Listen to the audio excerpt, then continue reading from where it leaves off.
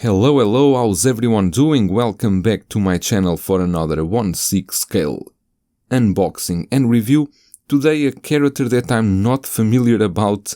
It's Kenshin, based I think in a Japanese manga, and I guess there's a movie also about this, but the battle damage, the deluxe version, caught my attention and I had to get it. Here you can see the box is a huge box that it comes packed with because there's a huge diorama inside with a lot of blood here in the front, Kenshi with some Japanese characters as well. It's about the box is really huge. Inside in the first layer we will see our figure with all the replaceable arms without wrist joints. Was other thing that got my attention before and one of the reasons that I wanted to check out this figure. The second layer, it's all about that diorama base.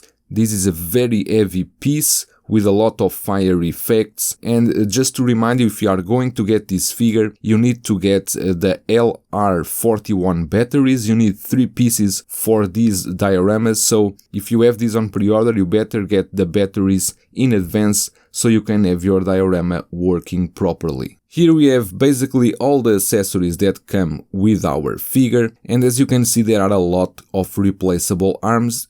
It was one of the reasons I want with this figure, because I really want to check how would they do this. And as you can see, the paint application, the veins, everything looks very well done, especially the veins in the wrists. These arms are not connected by magnets, it's just a normal joint that will pop into the arm, and then here this one with the blood looks really amazing. It gives you the feeling of that wet blood. The painting application looks very good. It's a pity they didn't add more blood into the palm of the hand and the other side of the arm, but still looks really good and impressive, especially without the wrist joints. These arms look very well done. Then you have here other one. This one has a bit more of blood into the hands. The wet blood finish looks very good. The paint looks very well done, and you can see there is some blood going into the fingers. Overall I think these replaceable arms look very good. We got then his blade is a bit heavy, this piece, but the paint details here with this kind of string that is made of a very solid material. Then you got the handle with some blood spats,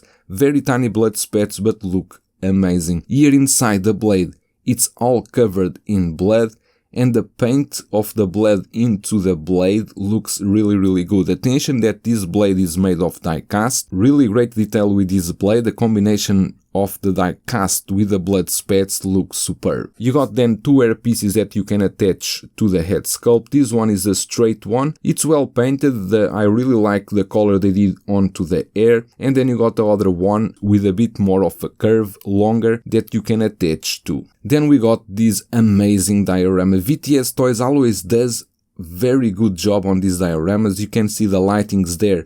That's where the fire effects later will go. But this piece looks superb. It's heavy, is really heavy, but all the details on the wood, it's like a wet wood detail, looks very good. I think this diorama will look amazing in our display. Here is the switch for you to turn on the lights, and as you can see you got lights all around. However, I need to mention that yesterday I was testing the batteries and within 20 minutes my batteries died. They were new, so please take this advice, don't use them for too long. Here is how the diorama looks like. I cannot show it all because the post is too high, but it looks very good and you don't have any problems to assemble. Is quite easy. Checking now our Kenshin head sculpt, and as I told you I don't have any reference of this character. I can only talk about the paint application and the details, which in my opinion are amazing. The blood detail and the scars he have on the face look superb, and the touch of blood in the hair, because you can see some red spats in his hair, look very good. It's a pity that you cannot see the eyes too much, because the eyes are all covered with the hair, but I think for the effect they want to give looks amazing. The pieces of hair that you attach in the back, you can move them as you want, but be careful because that joint is a very tiny piece, so please be careful when you handle with that. You can change then to the other one, it depends on your preference, or you can use without any of them, but I think that sculpt looks pretty good. Checking now the outfit, and before that you can see here in the neck they also added some blood detail that looks horrific in my opinion, but very well done. This samurai vest is all damaged and with some parts with some blood paint onto it. I don't like, however, that part there that connects the head to the neck. If they could add a bit blood, it would look much better. But the suit looks very good, it's very large, so you will not have any problem with articulation. It's all weathered, all messed up, and I think it looks and works great as it is. He comes already with two ends, the right end with blood and the left end is a clean one. Then you got here this kind of skirt or pants, also with a lot of weathering with blood and mud all around it. And then you got these samurai sandals. Inside there's nothing, just the body, but I think the outfit looks pretty good and works very well for this figure. I'm really impressed with the overall job that VTS Toys did with this Kenshin. Even I'm not familiar with the character, I can appreciate the work they have done. As for the articulation, you will not have any problems, you don't have wrist joints, but the elbows articulate easily because the suit allows you to do anything you want with the body. Has a very good articulation, then you just need to work with the outfit as you want. The torso is a bit strict, I can tell you that I cannot move too much, but the head you can rotate it up and down without any problem.